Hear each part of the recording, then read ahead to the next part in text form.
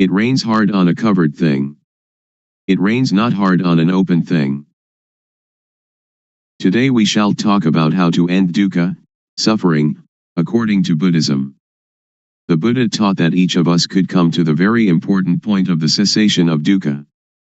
So I shall talk about a simple and direct method of practice according to my own experience. I can assure you that this method can really release you from dukkha. When we talk about a method to end dukkha, the words are one thing and the practice is quite another. The method of practice is a method of developing sati, awareness, in all positions, standing, walking, sitting and lying. This practice has frequently been called satipatthana, the grounds of awareness, but whatever you call it, the point is to be aware of yourself. If you are aware of yourself, then moha, delusion, will disappear.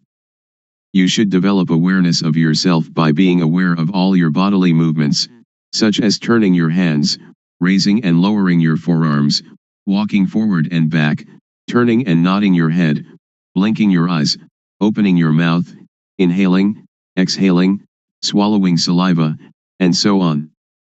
You must be aware of all of these movements, and this awareness is called sati. When you have awareness of yourself, the unawareness, which is called moha, or delusion, will disappear. To be aware of the movements of the body is to develop sati. You should try to develop this awareness in every movement. When you are fully aware of yourself, there arises a certain kind of panya, knowing, in the mind that knows reality as it is. To see yourself as you are, to see Dhamma, actuality, the way things are, the truth of nature, of existence. To see Dhamma isn't to see deities, hell, or heaven, but to see oneself turning the hands, raising and lowering the forearms, walking forwards and back, turning and nodding the head, blinking the eyes, opening the mouth, inhaling, exhaling, swallowing saliva, and so on. This Rup Nam. Rup is body, Nam is mind. Body and mind are dependent upon each other. What we can see is Rup, and the mind that thinks is Nam. When we know Rup Nam, we know reality as it is. When you see with the eyes, you should be aware of it. When you see with the mind, you should also be aware of it. Dhamma is yourself, everyone is Dhamma, whether male or female, Thai, Chinese, or Westerner, each is Dhamma. The practice is with us, and the teaching of the Buddha can really lead us to the extinguishing of dukkha. Individuals are Dhamma, Dhamma is the individual. When we know Dhamma, we will understand that everything is not as we think it is. Everything is samyuti, supposition. This is the panya that arises so that the real teaching of the Buddha can be realized. Whether the Buddha existed or not, Dhamma is there. When you really see this, you will be beyond your superstitions. Once you that Dhamma is yourself, it is you that lead your own life, not anything else. This is the beginning of the end of dukkha. Next we try to develop sati in all our movements in daily life. For example, when we make a fist or open it, we are aware of it. And when we are aware of all our movements, then not knowing, or moha, disappears by itself. When there is awareness of ourself, there is no delusion. It is like pouring water into a glass. As we pour the water in, it displaces the air, and when we have filled the glass with water, all the air has gone. If we then pour the water out, air instantly goes back into the glass. Just so when there is moha, sati and panya cannot enter. But when we practice the developing of sati, doing awareness of ourselves, this awareness displaces moha. When there is sati, moha cannot arise. Actually there is no dosa, moha, lopa, anger, delusion, greed. Why not? As you are listening to me talking, how is your mind? Your listening mind is natural, and free from dosa, moha, lopa. Now we come to know sasana, religion, Buddha sasana, Buddhism, papa, sin, and punya, merit. Papa is stupidity, punya is cleverness or knowingness. When you know, you can relinquish. Sasana is the individual, and Buddha sasana is the sati punya, awareness knowing, that enters and knows the mind. The word Buddha means one that knows. In developing sati in all our movements we develop total awareness in the whole body. When thought arises we see it, know it, and understand it. But in the case of common people, they are part of that thought, so they cannot see the thought. Suppose that we are in a mosquito net, which is inside a room of a house. We must first come out of the room and the house to see that we were also inside them. Thought is the same. We cannot see it if we are part of it. We must come out of it in order to see it clearly. When we see it, thought stops. It is just like bringing a cat into our house to get rid of the rats that are disturbing us. Cats and rats are enemies by nature. At first the cat may be very small and very weak, while the rats are large and full of energy. So if the cat pounces on a rat, it is dragged along as the rat runs away, and, after holding on for a while, it must let go. We cannot blame the cat, but we must feed it. We feed the cat often, and soon it is very energetic and very strong. Then, when the rats come, the cat can get them. When the rats are caught they die of shock at once, before the cat eats them. Thought is the same. If we develop sati, then when thought arises we become aware of it, and it stops. The thought does not continue, because we are aware of it. It disappears because we have sati, samadhi, setting up the mind, steadiness of mind, and punya all together at that moment. Sati, or awareness, means to be alert like a cat watching for rats.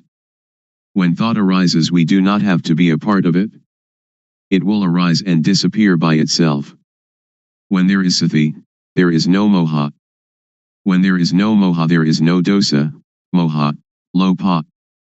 This is called nam-rup, nam thinks, and we know the deception, we know it in time, we know the protection, we know the cure, just this is sati. Sila, keeping moral precepts, is normality. Sila is the result of a normal mind. This is the same as sati, samadhi, punya.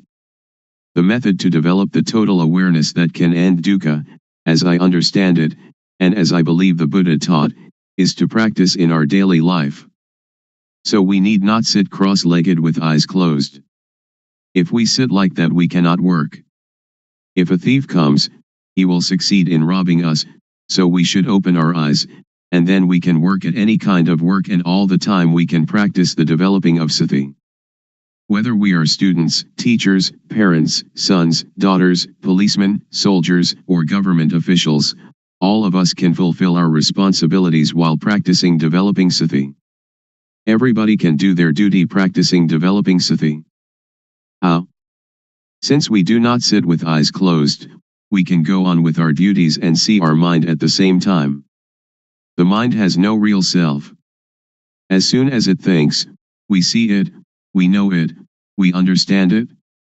To develop sati is to shake the knowing element of a person.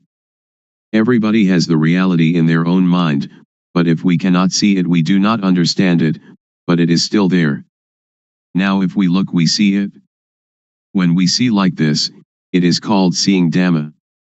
Seeing this kind of Dhamma can get rid of dosa, moha, lopa. Magga, the noble path, is the way of practice leading to the cessation of dukkha. The way of practice is to be aware of thought. Our body works according to our duties and responsibilities, but our mind must see thought. Dukkha arises and, because we do not see it, it conquers and enslaves us, it sits on our head and slaps our face, but if we can see it, know it, and understand it, then it cannot defeat us. Dukkha is like a leech that attaches itself to us and sucks our blood. If we try to pull it off, it is stubborn, it resists, and we hurt ourselves more. But if we are clever, we simply use water mixed with tobacco leaf and lime, and squeeze the water onto the leech. The leech is afraid, and drops off by itself. So we don't have to tear it out, or to force it, in order to get rid of it. This is the same.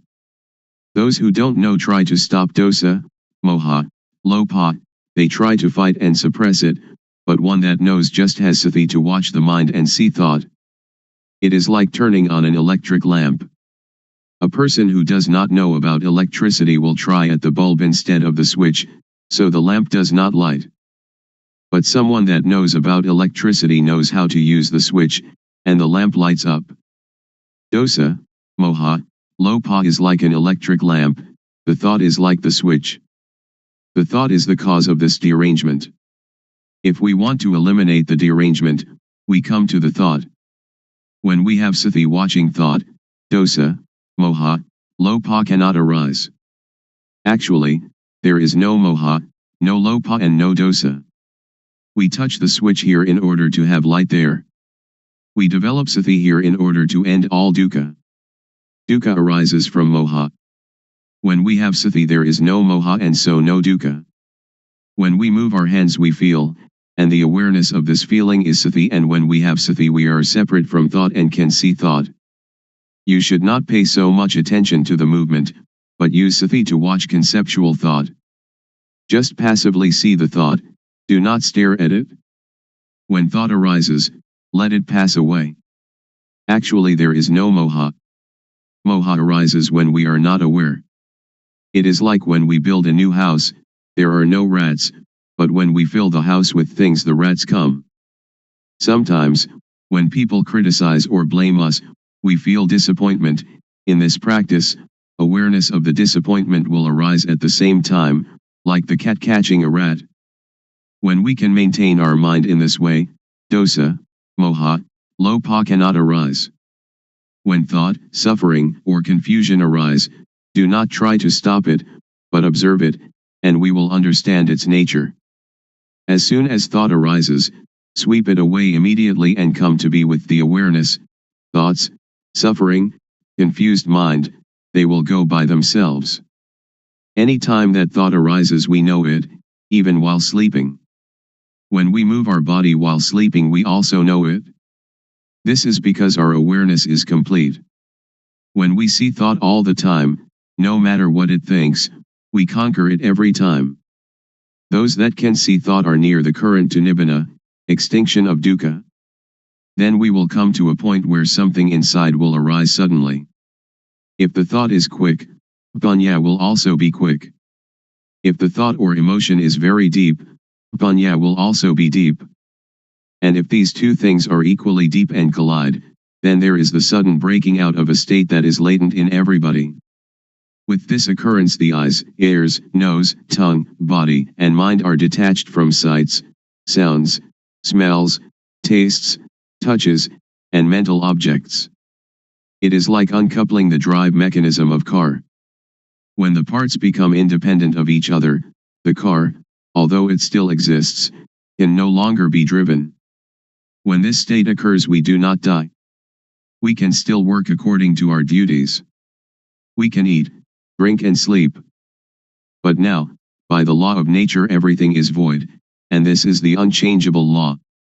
Suppose there is a rope drawn tightly between two posts, and we cut it in the middle, so that the rope falls apart. If we want to tie it together again, we cannot. If we untie it from a post to tie it in the middle, then we cannot tie it to the post again. This is like the six senses of one that realizes their original nature. When their eyes make contact with an object there is no attachment, just as a screw that is stripped, without threads, cannot become attached. All of the Buddha's teaching aims to put an end to dukkha. If we do not understand this we will be in doubt about his teaching, and speculation about rebirth, heaven, hell, and so on, speculation that should be ignored, will plague our mind. The teaching of Buddha is timeless, and is not limited by language, race, nationality, or religion. According to the Satipatthana Sutta, if you practice Satipatthana continuously, like a chain, that is, to develop sati at all moments, then arahata, extinction of dukkha, or the attainment of the anagami, non-returner, can be expected within 7 years. Or in as short a time as 7 months or even 7 days. If you develop sati according to the method I have explained, and have sati continuously like a chain, then in at most 3 years dukkha will be diminished by 60%, and in some cases completely eliminated. Some may achieve this in as little as 1 year or even 90 days. There is no gladness or sorrow, contentment or discontent. This way to the cessation of dukkha is an easy way. It is difficult because we do not really know. Therefore we have doubt and lack of confidence. When we are confident in every step of practice, it is not so difficult. You can practice it anywhere, but you should really know the practice. If you can assure yourself, then you have a refuge in yourself. Religion means this refuge. If you study books for many years, it will still be theory. But if you really practice, it will not take you so long, and you will know it much better than the theorists. In the Pali texts there are 2 important mental capacities, the first is sati, calling to mind, and the second sampashanya, awareness of oneself. When you are aware of the movements of your hand, you have both sati and sampashanya. The fruit from doing this is very great, it is incalculable. You cannot buy non-suffering, but must practice by yourself, until it arises by itself, because it is already there. Making merit and keeping precepts are like unhusked rice, which is inedible, but useful because we can use it to grow next year's crop. Making ourself calm is like husked but uncooked rice, and is still inedible. There are 2 kinds of calmness. The first is samatha, concentration, one-pointedness, calmness, the second vipassana, seeing the true nature of personal existence, calmness. In doing samatha meditation you must sit still, close your eyes, and watch your inhalations and exhalations. When the breathing becomes very subtle, sometimes you are not conscious of the breath, and you feel very calm, but the dosa, moha, lopa cannot be eliminated, because there is still not knowing, and you are not aware of thought. But vipassana meditation can get rid of dosa, moha, lopa, and this kind of calmness can be experienced anywhere and at any time. So we do not have to sit with eyes and ears closed. Our eyes can see, our ears can listen, but when thought arises we see it. This kind of calmness is latent in everybody. Our mind is originally clean, illuminated and calm. That which is not clean, illuminated and calm is not our mind. It is kilesa, defilement. We try to conquer this kilesa, but in actuality there is no kilesa at all. So how can we conquer it? The only thing that we can do is just to see original mind clearly, to encounter the thought clearly. When we see the mind clearly, there is no moha. The word clean indicates the mind's natural state, not stained or covered by anything. We have satipanya penetrate into the mind and see it, knowing it to be stable and unaffected by anything. This is the cleanness of the mind. The illumination of the mind is like having a bright light that allows us to go in safety wherever we may go. In this radiance we see our life mind all the time, every minute, every second, every instant. This is the illumination of the mind. Calm means cessation, the cessation of dosa, moha, lopa, of all agitation and difficulty, the cessation, too, of seeking any method or system. We need no longer look for a teacher because we really know, for and by and in ourself. When we really know the mind, we know it to be clean, illuminated and calm at all times. When we know the mind, we know how dukkha arises and how dukkha ceases. We know thought every time it thinks. We are even aware of our heartbeat. And whatever our movements are, we know them. We know by watching naturally, without strain or tension. The knowing is very quick, it is quicker than lightning, quicker than electricity, quicker than anything. The knowing is the same as Hpanya, the same as Satipanya, Sati and Samadhi and Hpanya, they are all the same. The Hpanya really knows everything. Even when the slightest sound occurs, we know it. The wind touches our skin, we know it. Thought arising in any manner, we know it. When the thought is deep, the Hpanya is also quick. However quickly thought arises, the Hpanya knows the thought. This is called Hpatijjasamuppada, dependent co-arising. When there is no avidya, not knowing, the structure that gives rise to dukkha is broken, because the knowing is there. You may have heard that the Buddha cut his hair just once and it never grew again. This is a riddle. When hair is cut, it cannot attach itself again. This is analogous to cutting off avidya so that it cannot arise again. This is the inviolable law of nature, just like the rope that, stretched between two posts, cannot be tied once it has been cut. When we see this point, we know that it is latent within each person. Then why is it so difficult? It is not difficult, but it is also not easy. It is difficult and it is easy. There is a saying in northeastern Thailand, the poor are rich, the rich suffer. Why suffer? Why poor? The rich are rich in money alone, but poor in not seeing their own nature. The poor are rich with law of nature. Money cannot bring anybody to this point. Every person has the same ability to reach this point, because everybody has it. It does not matter whether we are woman or man, Thai, Chinese, or Westerner, and it is not dependent on religious belief. We all have the same original mind. This is the law of nature, just as everybody is composed of the same four elements. I can assure you that each and every person can practice, but you must have a sincere mind. I believe the saying that Dhamma existed before the arising of the Buddha. The Buddha was the first one to discover it. Before the Buddha, Dhamma was concealed. The Buddha only uncovered Dhamma. This true nature exists in every person. When you stand up, this nature stands up with you.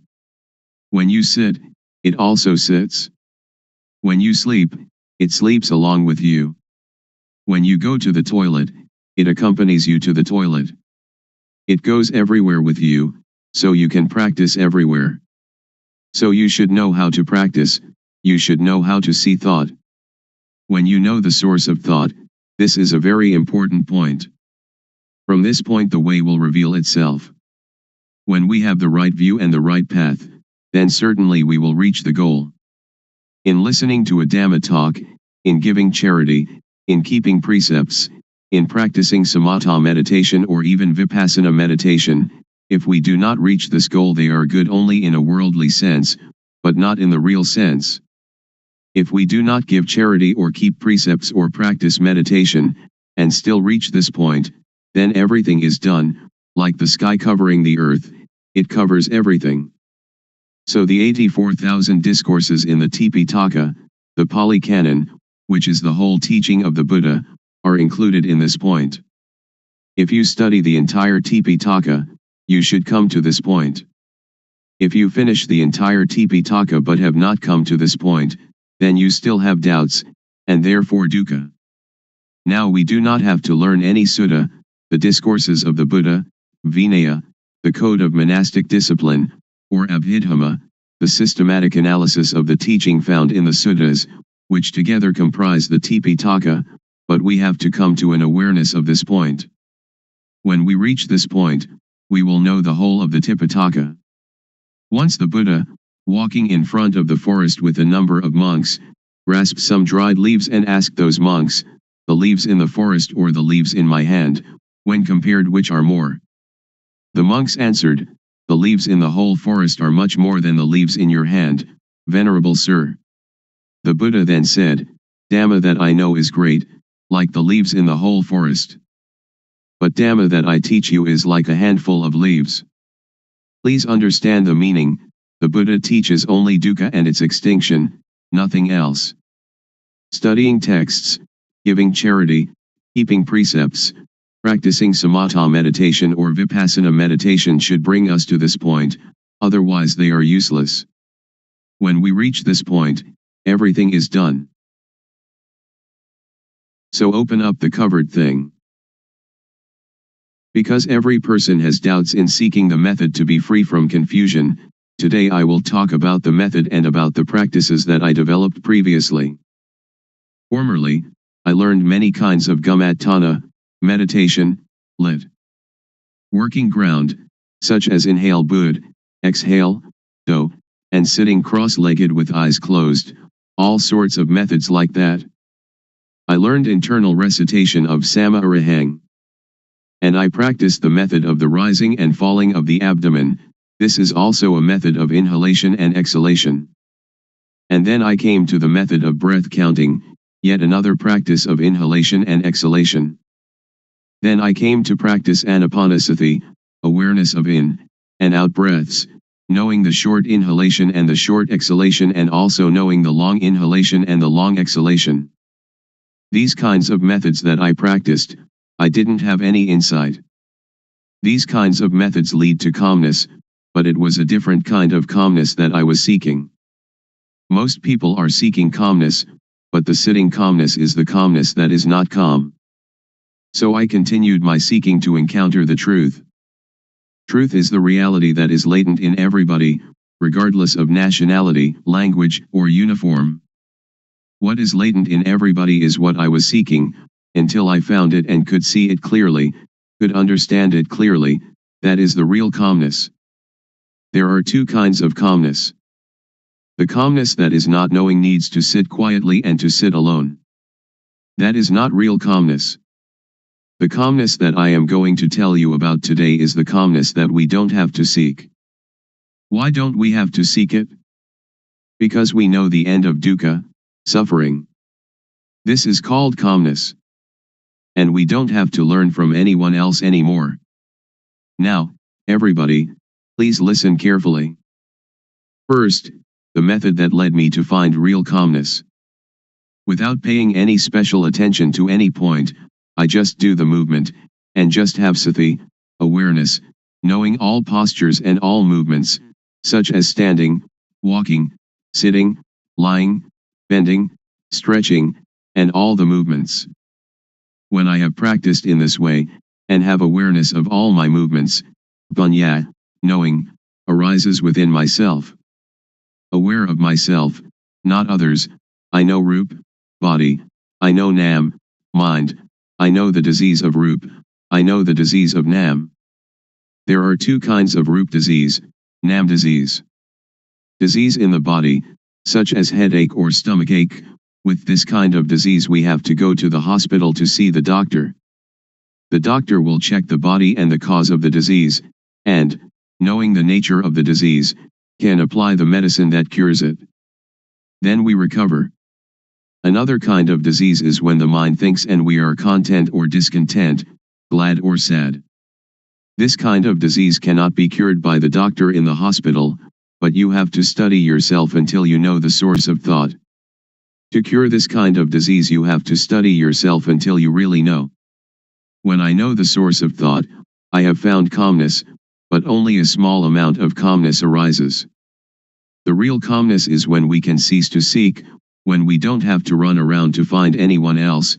That is called calmness. I continue to do more awareness of myself, panya rises, and I know dukkang, anajang, anatta, suffering, impermanence, not self, and I know samyati, supposition. Whatever supposition exists in the world, know it completely, know it to the end, know it to the whole, and know everything that is in the world. What supposition is called samyati paniyati, convention of supposing, paramathapaniyati, convention of the touchable, athapaniyati, the deep meaning of the Dhamma, and ariyapaniyati, agreement between those that have become Dhamma. We have to really know these four conventions completely, really know them to the end, and really know them to the whole. After I know samyati completely, I know sasana, religion, I know papa, sin, I know punya, merit, I really know these things. Usually we attach to samyati, such as we attach to Hinduism, Buddhism, Christianity, or Islam. These things are only samyati. The real religion is everyone. Buddha Sasana, Buddhism, is satapanya, awareness knowing, which is in everybody. I can assure you on this point. When I know myself, I know everyone is like myself, because everyone can know. Now I will talk more about vipapa. Vipapa is when one doesn't know oneself. The most vipapa in the world is any person who doesn't know her, or himself. Punya is somebody that is self-aware. If you are aware of yourself, you are one that has punya, and are capable of really making yourself a noble individual, ariya pugala. This is called calmness. To be aware of oneself doesn't mean that we are aware that we are male or female, we are Mr. A or Mr. B, but to be aware of oneself is to have sati in every moment. Whatever movement the body makes, we are aware of it. Whatever the mind thinks, we are aware of it. This awareness really arises from the law of nature. When thought arises, we see it, know it, and understand it. When we see it, thought stops by itself. When thought stops, punya arises, and we know the source of dosa, moha, lopa, anger, delusion, greed. We know that dosa, moha, lopa is not in ourself. Whenever we cannot see our own life, cannot see our own mind, in that moment we are unaware of ourself, we forget ourself. When we are unaware of ourself, dosa, moha, lopa arises. When it arises, we suffer. Everybody hates dukkha, but we don't know dukkha, so we seek calmness. Therefore we cannot have calmness just by sitting. That is not the way to calmness. The calmness that I mean is the calmness of freedom from dosa, freedom from moha, freedom from lopa, and this kind of calmness is in everybody without exception. Knowing this, I can guarantee that every person can attain this calmness. Whatever nationality, language, or religion, whether you are a Hindu, a Buddhist, a Christian, a Muslim, or whatever religion, you can learn yourself, because everyone has body-mind. All of you sitting here now and listening to my talk, the mind of everyone is like this. Our life mind is already clean, illuminated and calm, but when we say that the mind is clean, illuminated and calm, we just imitate the words of others, we don't really see it. When we really see it, we will be able to guarantee that it is already there in everybody and that anybody, if they really practice, they must know it, they must see it, and they must have it. When we know it and see it, we can guarantee that this teaching can apply to everybody in any social class and of any age. A millionaire can practice, somebody who doesn't even have one coin can practice. An educated person with many degrees can practice, the illiterate can also practice. I can really guarantee this point, but we have to know the correct method, and see into our mind. Now, all of you listening to my talk, just look into your own mind, and you will know the characteristic of the mind. Here is a parallel. The seed of any kind of fruit, if we plant it in well-watered soil, under good conditions, it will have issue. An ordinary rice or sticky rice or whatever kind of grain we plant, it too will have issue and grow up. This is like every person. If you listen, and understand it, and bring it into practice, you will know. When we don't know and we don't understand, it is like the thin grain, or the husk without any grain inside. When we plant it in the paddy field, it has no shoot, it doesn't grow up. This is the same as when people who come to teach don't really know themselves, they teach others, so other people do not know. I will raise another parallel. Suppose that during daytime the sunlight is dull, but actually the sun is always bright. Our mind is like the sun, it is clean, illuminated and calm, like the sun all the time. But whenever we lose our way from the source of our life mind, we will not see where Buddha is, we will not know where Buddhism is, and we will not see where calmness is. When we don't know, we seek teachers, but that is for somebody who doesn't know. If you want to have calmness, or Buddha, you don't have to do many things.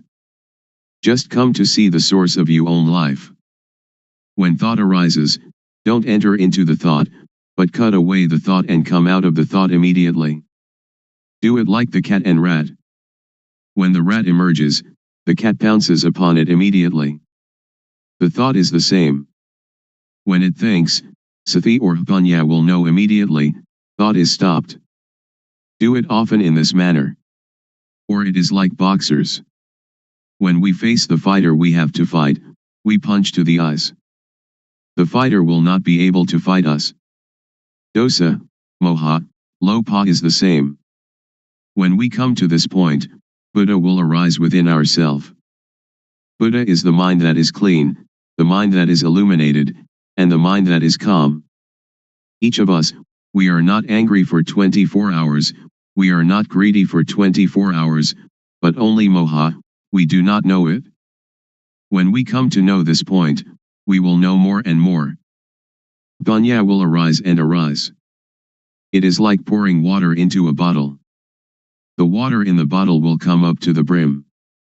When it is full to the brim, we cannot put anything in it. Sati, samadhi, panya, awareness, setting up the mind, knowing, is the same thing. This can be called calmness in Buddhism, or it can be calmness in Christianity, or we can call it whatever we like. Truth is in everybody. When one knows it, one can live in the world without any dukkha, one can do any work without dukkha. Whether one is a teacher or merchant or parent or worker, only when one knows the method of practice, when one comes to the end it will decrease by itself. It is like a leech attached to our skin. We don't have to force, to tear it out, but just bring some lime and tobacco leaf mixed with water, squeeze it onto the leech, and the leech will detach by itself. When we come to know this point we will have no doubt, and we don't need to seek any more teachers. We will know that the end of dukkha is here. Today I have talked about truth, appropriate to the time. I will finish talking now. Anyone that has any questions, feel free to ask. Audience. Why are people neurotic? Luangpor. Because we think a lot and we never see thought. We only see outside ourselves, that this person is rich, that person poor, this person beautiful, that person not beautiful, somebody who has a car only sees their car, somebody who has jewels only sees jewels, somebody with a watch only sees their watch. They never see their own life, their own mind. This is moha, delusion.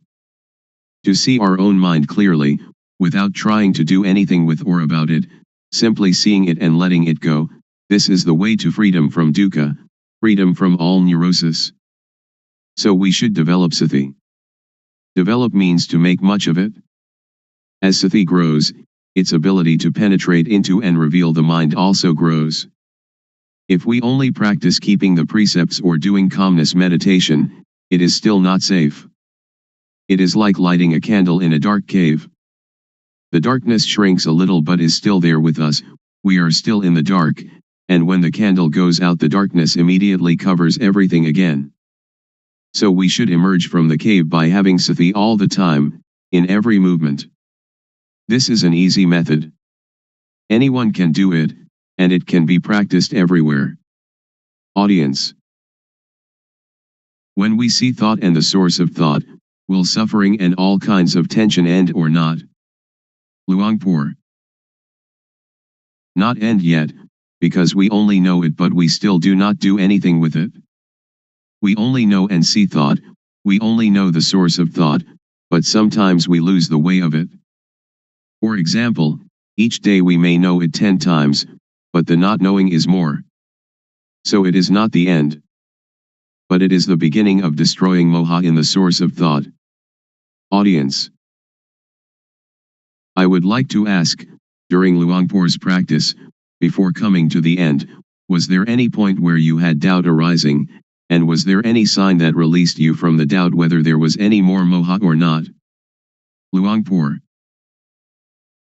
It has a sign, but not a physical sign. The sign is that you see yourself and you have no moha. It is as if an overturned bowl had been set aright. Or it is like uncovering something that has been covered over and hidden. Only anyone that comes to this point will know it, and will immediately have no doubt. We don't have to talk about dosa, moha, lopa, because it is quite common, it is a shallow matter. When we talk about seeing thought, most people know thought but they do not see thought. When we know thought, thought will still continue, and we lose our way in the continuity of thought. We have moha in thought, then dosa, moha, lopa comes at this point. So this is why a person who knows thought still has dosa, moha, lopa. Audience. In seeing the thought, does the mind talk inside? Luangpor.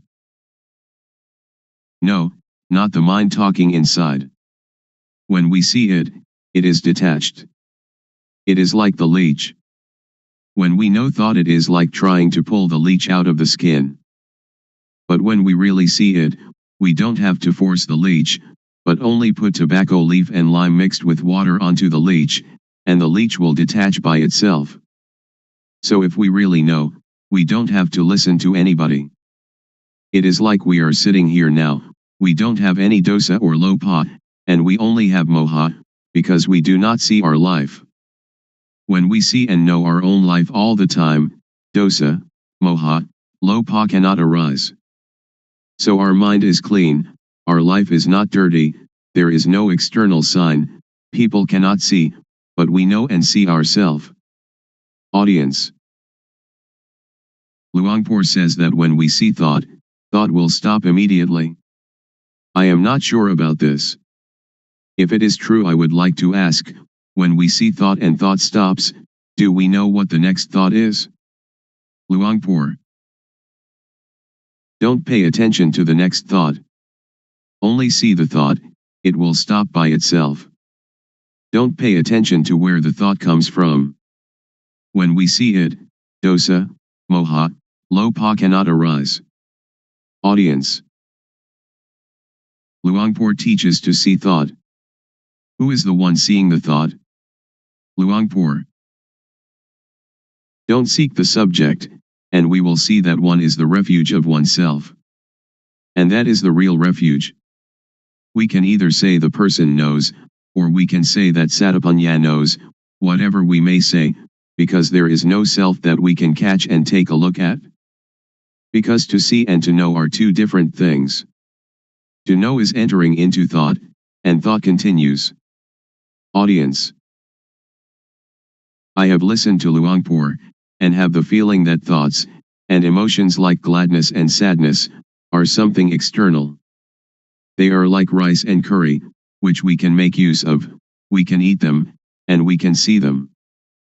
But when these things arise in us, we cannot see them, either thoughts or emotions. This is not a question, but I would like Luangpor to make it clear. Luangpor. To see thought is one thing, to know thought is another thing. When we see thought, we can detach from thought. When we know thought, we still attach to thought. So knowing thought is the knowledge that belongs to avidya, not knowing, the knowledge of a person who has no jnana. But with the knowledge of one that has jnana, to know and to see can be separated.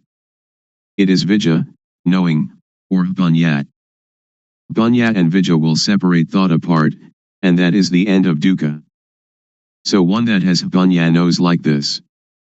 But I can assure you that all of you here can do it. Please try it yourself.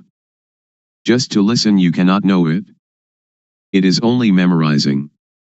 If we practice it, we will come to see clearly, to know really. This is our own knowledge, so it is called buddho, which means to see, or to detach. Audience. When we know truth, and we know it clearly, is there any guarantee that, after knowing the knowledge will not disappear again? When we know, do we know for good, or can it disappear? Luangpor. It is something inside us. It does not disappear. Suppose we know our eyes. We have our eyes all the time. This is the symbol that everyone has it and can teach it to others. I can assure you that all of you here, practicing this method, will not take longer than 3 years to know. Audience. Luangpor, would you please give a blessing to all those here? Luangpor.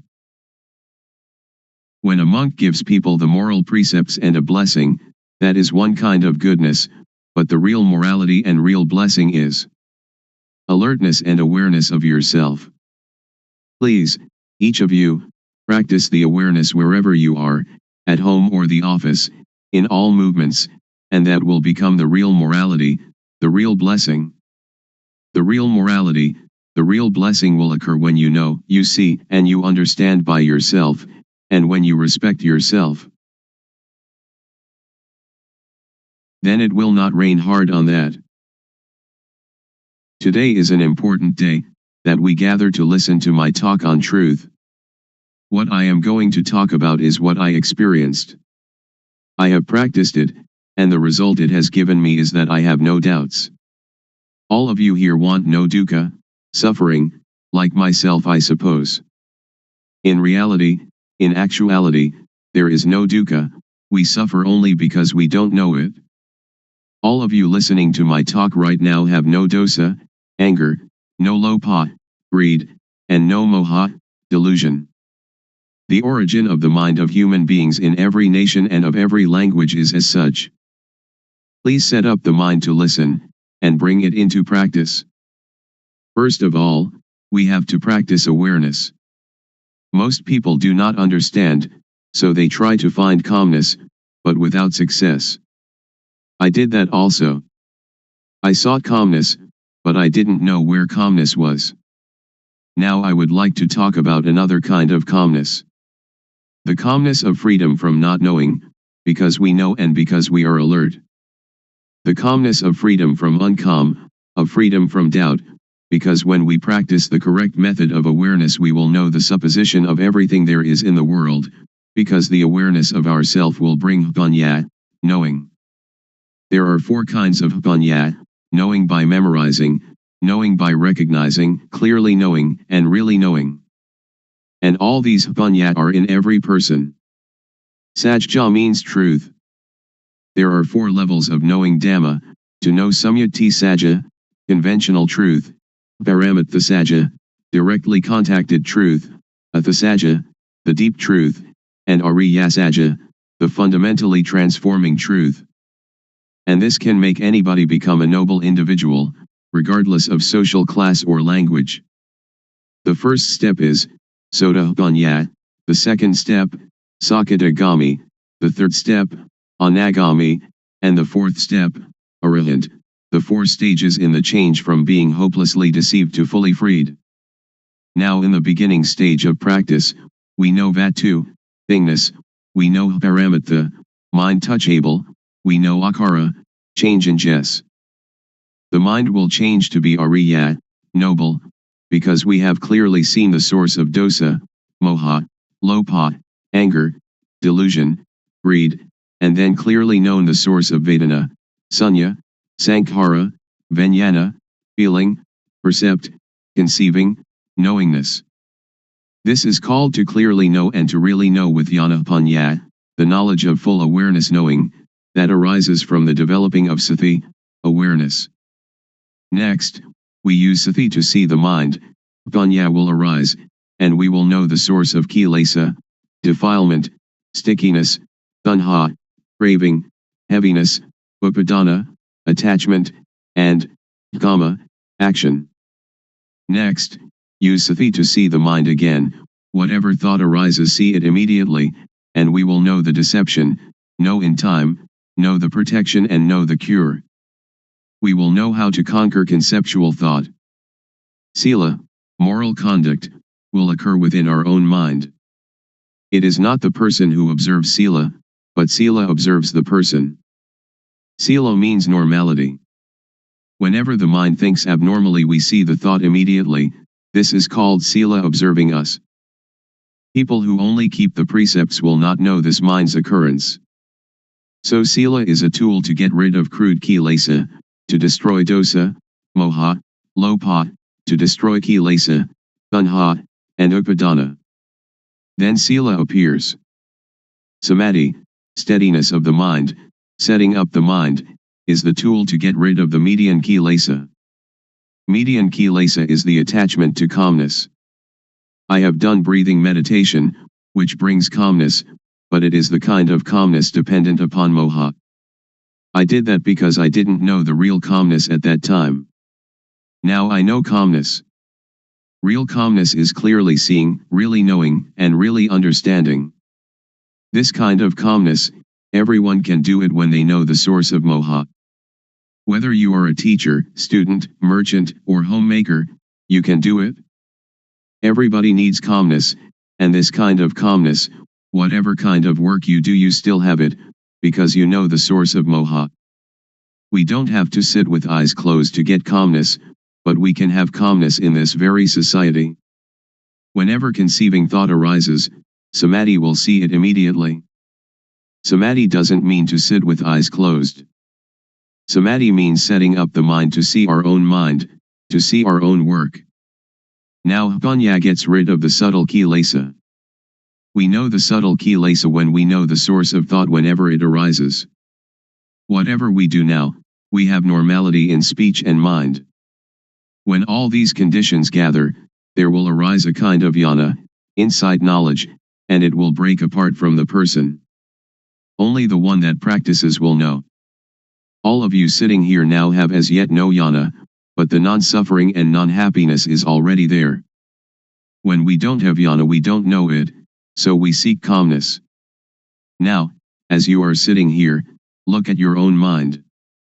You don't have jealousy, ill will, and aggression. Now your mind is indifferent, not suffering and not happy, beyond good and evil. This state is in everybody, and this is the calmness that everyone is seeking. Somebody who doesn't know comes to teach people. A lot of people follow that person and sit with eyes closed, trying to find calmness.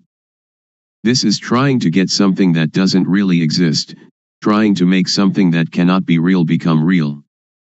It is impossible. So that is only the state of delusion. Now we come to know the real thing. It is called upekha, indifference, equanimity.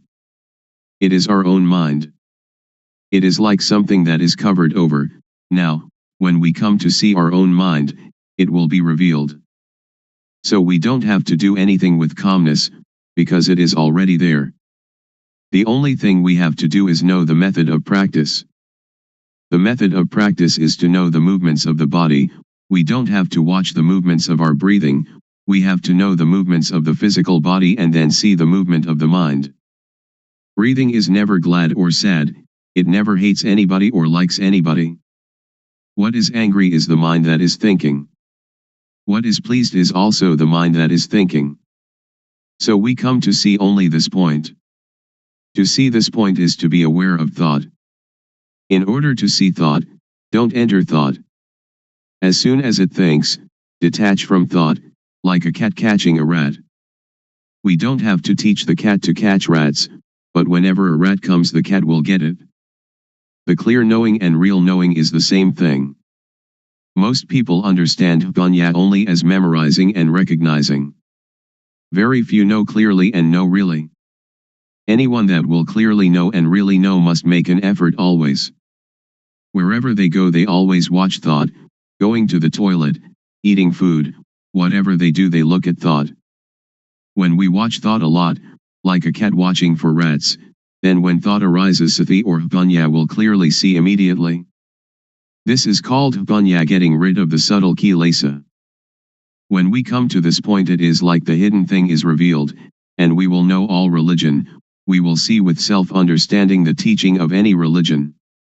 We will understand Hinduism or Christianity. We don't understand now because we just memorize from the texts. That is only a kind of history. Now we come to study at ourself. Reality is in us. Texts are only the words of other people. We come to see our own mind, and we will be another knowing individual. I will stop now. Anyone that has questions can ask. Audience. Luangpor teaches that when we go to the toilet we also watch thought. Shall we watch our walking, or shall we watch thought, or what shall we watch? Luangpor. Thought arises even when we do not pay attention to it. So when it arises we will see it, we will know it, we will understand it. If we pay too much attention trying to see it, it will not think. So we should practice in an indifferent, detached way. When it thinks we will know. Samadhi is also awareness. When you are aware of yourself, that is samadhi. When it thinks and you see thought, that is samadhi. Audience. When I sit I can watch the thought, but when I walk to the toilet and intend to see the thought, when thought arises should I stop walking and see the thought, or what should I do? Luangpor. You don't have to stop walking, just be aware of yourself. When we are aware of ourself, that is samadhi. Whatever movement we make we will know it. Unintended thought will arise by itself. If we do not see it we will attach to it, and this is dukkha. So we come to know the cause of dukkha. Normally our mind is indifferent. It can think without dukkha, and we know that it thinks without dukkha, but when we do not see thought we follow thought, we enter the cave, and that is dukkha.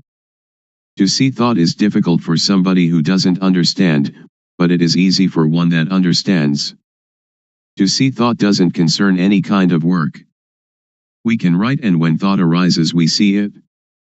When we walk to the bathroom, or when we are bathing, and it thinks, we just see it. So we don't have to do anything with calmness, because calmness is already there. The real calmness is when we see thought. Audience. So we don't have to stop thinking. Luangpor. Right. Just watch the movement of the mind. Don't force the mind not to think, don't try to prevent or force the mind not to think, don't try to prevent or get rid of thought. Many people want to tranquilize the mind, they don't want the mind to think. That is the understanding of others. But in my view we should let the mind think. The more it thinks the more we know. It is like when we dig a new well, the water is at first full of dirt. So we have to empty out the water, bucketful after bucketful. We don't have to stop up the hole out of which the water is flowing, but we let the water flow, as much water as possible, and we continue emptying out the dirty water. We clean the edge of the well and continue emptying out the water. We do it again and again. We do it until all the dirt is gone and the water flowing out of the hole is clear and pure. If anything were now to fall into the well we should see it and know it immediately. So we don't have to stop the mind from thinking. Sometimes it thinks this, sometimes it thinks that, but we just see it immediately, like cat catching rat, and the more it thinks the more we empty it out. When thought arises we see it, that is the important thing. Audience. When we sleep and when we are awake, do we watch thought in the same way? Luangpor. The same. When we cannot see thought, when thought arises during the day we don't know it. At night when we dream, we also don't know it. Now, when we see thought wherever we go, when thought arises we know it. At night we sleep, and when it thinks we also know it. Audience. I am still puzzled. Should we see thought or should we see ourselves? Luangpor. They are the same. We can call it seeing thought, and we are also aware of ourself at the same time. Audience. I would like Luangpor to explain the difference between knowing thought and seeing thought. Luangpor. When we know thought we enter into thought, and thought still continues, it doesn't stop. But when we see thought, when thought arises it stops immediately. So we should practice often to see thought. There will arise yana ganyat. Do it like boxers. Every boxer wants to be world champion. Boxers need to be very quick. Dosa, moha, lopa is quick in one way, sati, samadhi, ganya is quick in another way. When we train Sati Samadhi Panya, to be very very quick, it will be world champion, it will conquer the world. This conscious body is the world. Do we want dosa, moha, lopa, or Sati, Samadhi, Panya, to rule the world? If dosa, moha, lopa rules the world, it is a world of endless sorrow, endless dukkha. If Sati, Samadhi, Panya, rules the world, it is a world of radiance and peace. Audience. When we watch our movements and thought arises, how can we know it? Luangpor. If you want to know, you have to practice yourself. Audience. Is discovery of calmness the same as discovery of oneself? Luangpor. Yes. Audience. If we can find calmness within ourselves, how can we keep it with us all the time? Luangpor. It is there all the time. What is not there all the time is not calmness. Audience. People have kamma and kamma disturbs us. So how can we be calm? Luangpor. No, not in that way. We just think ourselves. Kamma just means action, not those kinds of kamma that you did in the previous life. Audience. If we don't think about kamma, then there is no kamma, is there? Luangpor. Right, we don't have to think of it. Audience. People are seeking the same thing, but why are there so many thoughts? Luangpor. Because there are many different teachings, many books, much talking, so all are mixed up, and this causes suffering. This way of calmness doesn't concern studying books. It doesn't concern anything. When we read many books, or listen to many teachers, we only have knowledge for talking, so we don't have the experience of the real calmness. Audience. How can it be there all the time? Luangpor. If we add colored dye to water, people say that the water is red, or the water is black, or whatever color it is. But in reality water is colorless, and if what is not water is removed then we see it. Upekkha is the mind's natural state. It is present in everybody without exception. When somebody becomes very angry, upekkha anchors that person just like a ship's anchor and therefore they don't die of shock.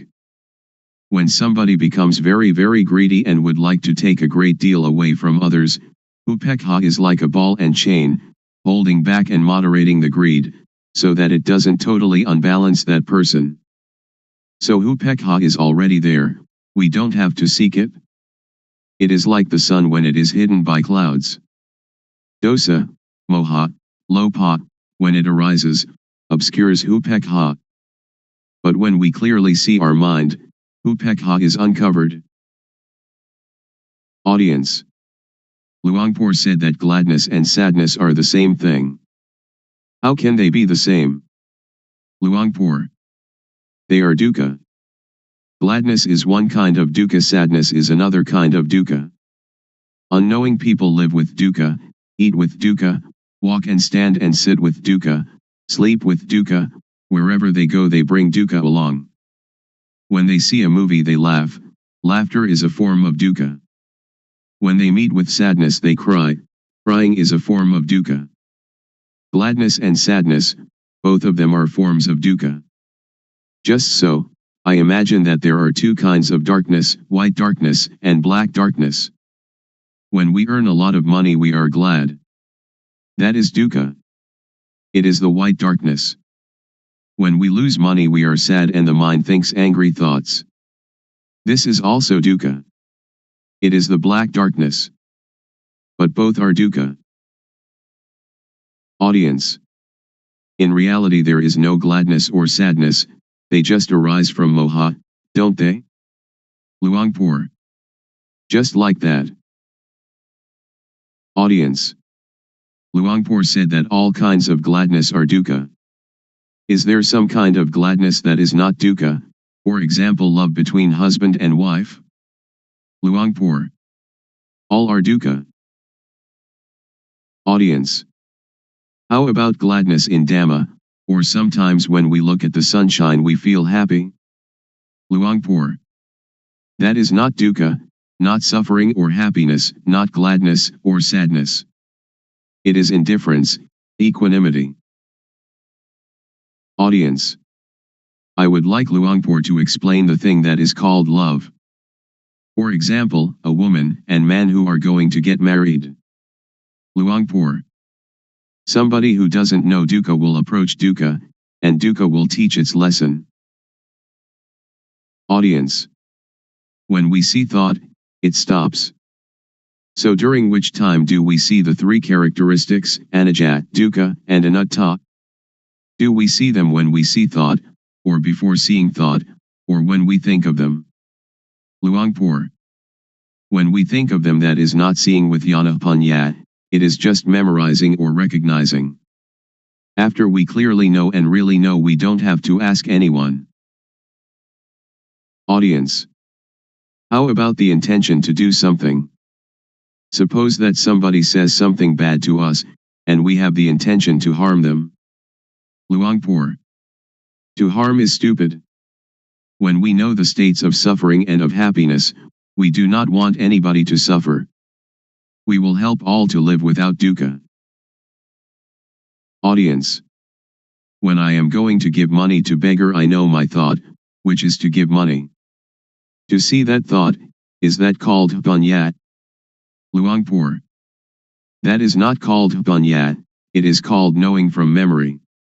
All of us have mind, so before doing or saying anything, just look at our mind. Our real mind or real life doesn't hate anybody and doesn't love anybody.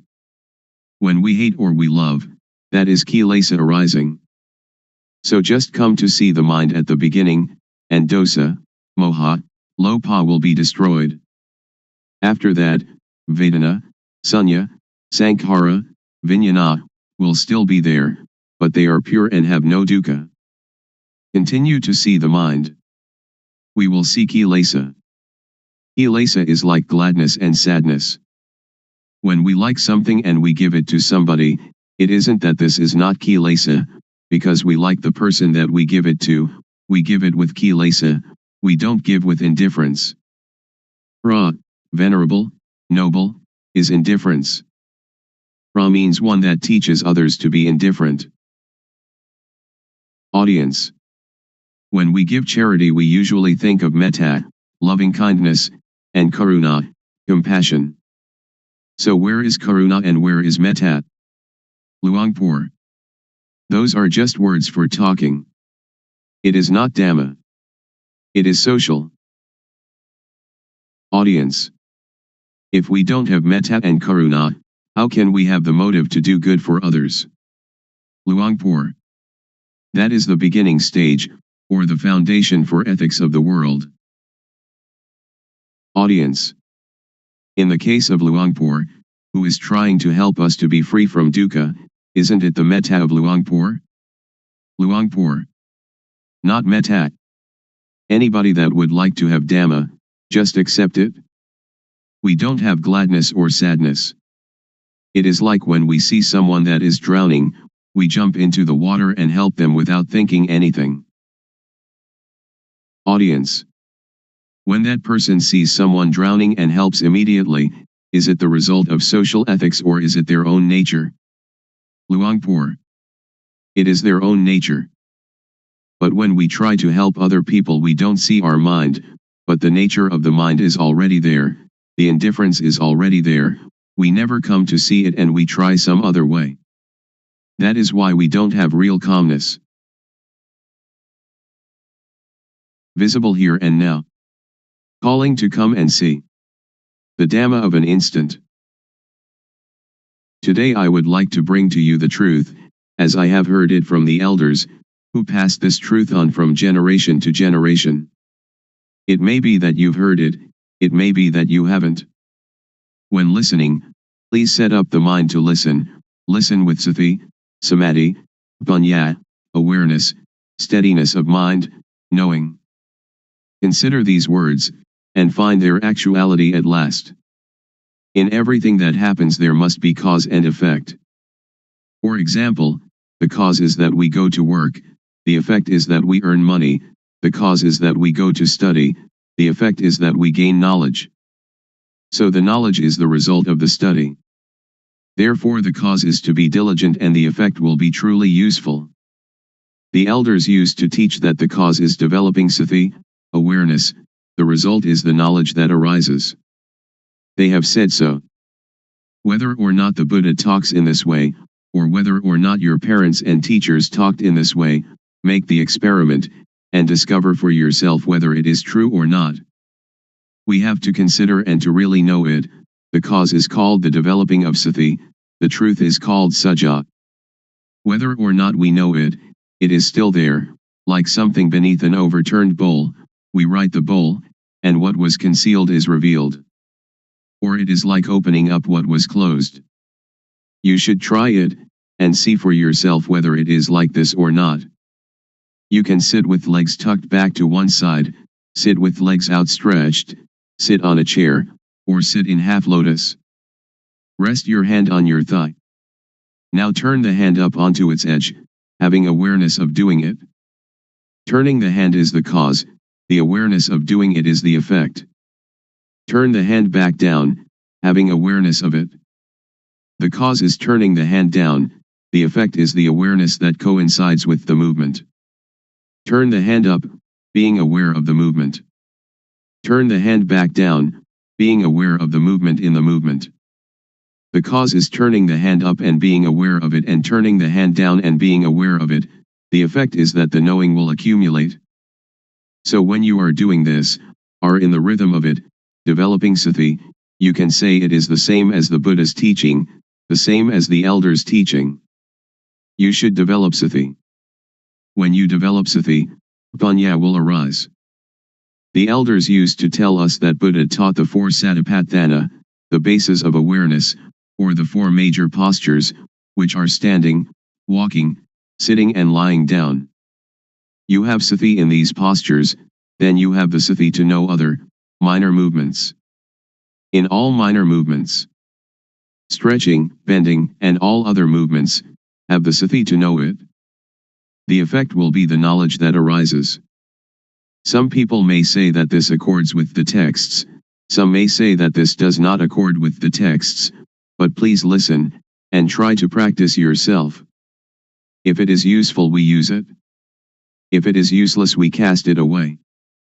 The knowledge that we have learned, we know it already, but the knowledge we have never heard, please try it and find it for yourself. This is a practice I have done. Sit comfortably, back erect, hands palm down upon the thighs. Now turn the right hand up onto its edge, being aware of the movement. Then raise the hand straight up to chest height, being aware of the movement. Then bring the hand down to rest on the abdomen, being aware of the movement. Now repeat these three movements with the left hand. Then, having sati in each movement, move the right hand up the chest, then swing it out to above the right leg, then lower it to rest on the thigh, and then turn the hand back down again. And now repeat these four movements with the left hand. This is rhythmic practice. It is called the minor movements. Humans cannot stay still, so we find some work for the body to do and then use the sati to be with the movement. You can call it sati or you can call it samadhi. The feeling is called sati, samadhi is setting up the mind. When you do it, have awareness of it. If you don't set up the mind, then you will not know. When you blink you know it. We blink since our birth from our mother's womb, but we don't know it. When we look to the left or look to the right, we don't know it. We don't have sati, samadhi. We have only the usual sati samadhi but we don't set up the mind to know it. If we set up the mind to know it, the sati will be newly built sati. Samadhi is setting up the mind. We breathe since we were born from our mother's womb, but we don't know it. Now we set up the mind, and breathe in and out, then we know it. When thought arises, then we know it. The knowing is caused by the developing of sati. So I would like all of you to take this teaching and use it. Ordained, all right. Not ordained, all right. Believe any religion, all right. Wear any uniform, all right. Keep the precepts, all right. Don't keep the precepts, all right. Give a lot of charity, all right. Don't give any charity at all, all right. If you don't develop sati, then you will not know, even though you make merit, keep the precepts or practice a lot of calmness meditation. The knowing will arise because of the developing of sati. When we have more and more awareness, then the unawareness, which is moha, or delusion, will fade away. When we have more and more sati, more and more samadhi, panya will arise. This is called panya parami, the perfection of wisdom. I do not talk according to the texts. Panya is already there. Parami means the readiness to know, if we practice in the right way. If we practice in the wrong way, then we will not know. Now if we know the real thing, not knowing outside ourself. We know within ourself. We know ourself. Sitting here we know ourself to be Rup Nam, body, mind. Turning the hand up is Rup Nam, turning the hand down is Rup Nam, continuing turning the hand up and down is Rup Nam. This is knowing Rup Nam. Then we know the action of Rup Nam. When Rup acts, Nam acts simultaneously. When Rup Nam acts we know it. We know it because of the developing of sati. Panya arises because of the developing of sati. We know Rup disease, Nam disease. This born Rup has disease, like headache, stomachache, fever, and so on. Another kind of Rup disease, Nam disease, thought is Nam, but when it thinks it is the Rup. When some people talk and that makes us satisfied or dissatisfied, our mind has disease. Really know this thing. The developing of sati is cause, the arising of panya is effect. After knowing Rup Nam, we come to know dukkang, anajang, anatta, suffering, impermanence, not self. People have taught that dukkang, anajang, anatta, is white hair, wrinkled skin, broken teeth. That is true, but not true according to the developing of sati. The developing of sati will cause panya to arise, that turning the hand up is dukkang, lowering it is dukkang. Dukkang is with the Rup. Rup is a kind of lump of dukkha. Dukkang is unbearable. Anajang is unstable. Anatta is uncontrollable. It is like that all the time. If we know it, it is like that. If we don't know it, it is also like that. So Dhamma, which makes a person become a Buddha, is there before the Buddha. Dhamma exists in everybody. It depends on the owner of each body to make this knowing happen. If we are able to know it, then we will know it. It is like the overturned bowl, whether it is overturned or set aright is up to us. Now we come to know sammuti, supposition. Know all kinds of samyati completely. We know that money is just a kind of metal, just a kind of paper, but we conventionalize it. Woman and man are samyati as well. When we don't know it, we suppose it to be woman and suppose it to be man. But if we don't suppose it, then we don't know them. Ordination and disrobing, monk and novice, all are samyati, just take a piece of cloth to wear. The knowing is sati, samadhi, panya, and saja is truth. If it is true by samyati we know it. If it is true by paramatha, direct contact by the mind, we know it. Ghosts and deities are all sammuti. Have we ever seen them? A ghost is a person who acts, speaks, or thinks evil. The body doesn't do anything, it is Rup, like a doll. The thing that moves is the mind. Deities are the same, we suppose them. When we don't really know samyati, we don't know. We really don't know. I can guarantee that we don't know. I myself didn't know. But others may have, I don't know. I have done many kinds of meditation, like Buddho, Samarahang, counting breaths, the rise and fall of the abdomen, and sitting and observing the breath, but I really didn't know, the knowing didn't come, didn't arise. It led to calmness and attachment to calmness. So calmness, or samatthana, the working ground for tranquility, is like putting a rock on top of weeds. When we take the rock off, the weeds will grow better than before, because the soil has been kept moist. Vipassana means clear insight, a complete uprooting. This is the real knowing. Anyone that does it will know it. Anyone that was born as a human being can do it, regardless of race, language, or religion. But we have to understand the correct method. Also, we know sasana, religion. Sasana doesn't mean temples. The temple is just the supposed sasana. This is called samyati, convention of supposing.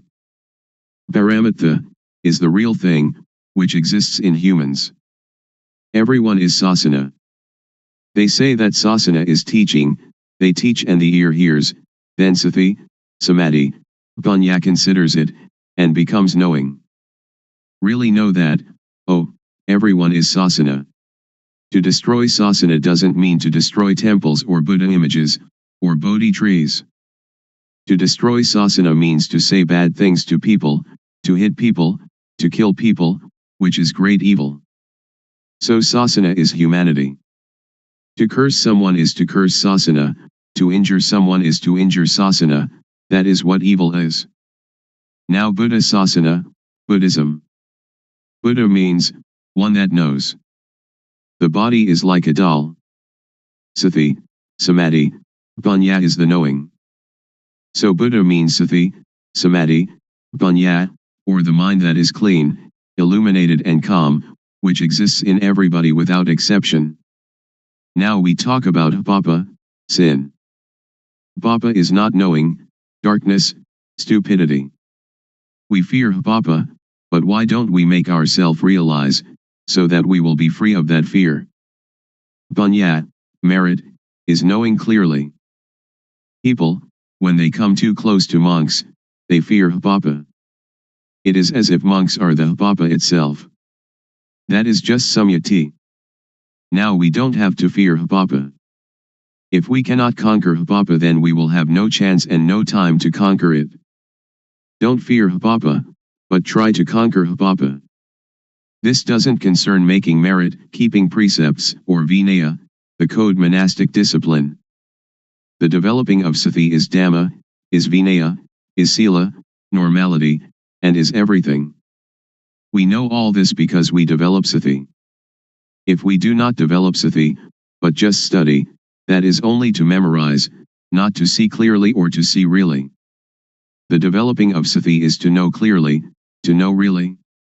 When one knows, one can assure oneself and others. Anyone that does it will know it, because everyone knows the same thing. The knowledge is the shared object of developing sati. The result of developing sati can end dukkha. We don't attach to samyati, we will not fear ghosts, we will not fear deities.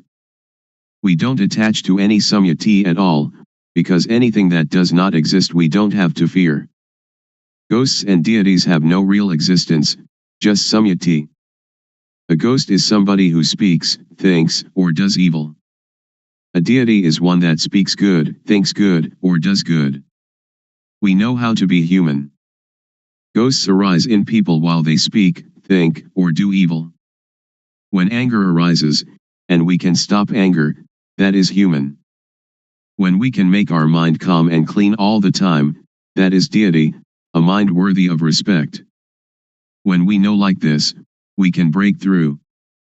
So Vipassana has this object, the 6 sense bases, eye, ear, nose, tongue, body, and mind, the 5 aggregates, that is from the texts, the 12 bases, the 18 elements, the 22 faculties, the 4 noble truths, and the 12 patijjasamuppada, dependent co-arising.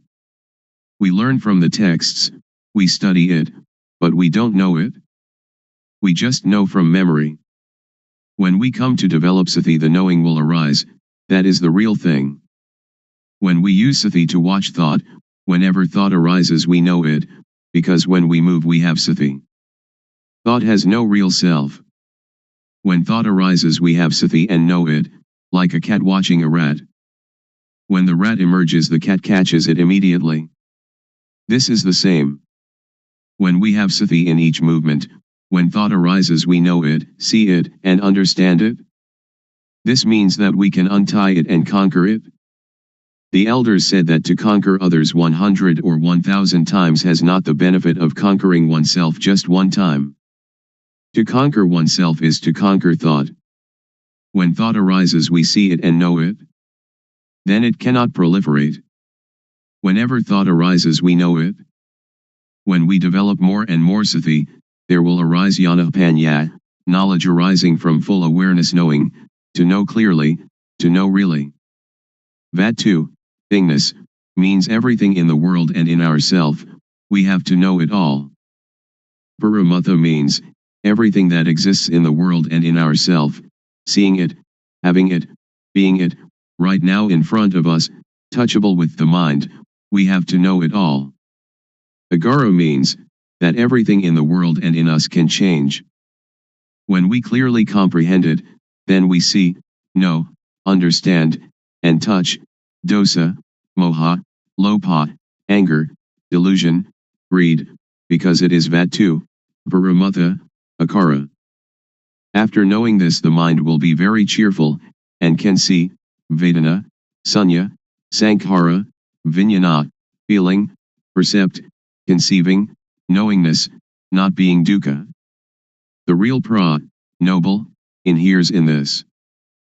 Pra doesn't mean you shave your head, but means the quality of the mind. Paramatha means the real thing. The real pra is in everybody without exception. In this way of developing sati, the feeling of the movement is the cause, the effect is knowing all this. Pra means teacher, one that teaches. When they know this and teach this, there is no dukkha. A real pra knows samyati panyati, paramatha panyati, attha panyati, and ariya panyati, the four levels of designation. The mind has changed and we will really know this. If we know other things it is not correct. We continue the practice. There will arise piti, rapture. We feel comfortable, the mind is light, it is like in darkness there arises the light, or the dirty becomes clean again. Or like black and white, or the heavy becoming light. The mind changes from one stage to another. When the knowing arises, the not knowing disappears immediately. When the quality of the real pra arises, the quality of not being a pra disappears immediately. When the quality of being deity arises, the quality of being ghost disappears immediately. When the quality of being human arises, the quality of being other disappears immediately.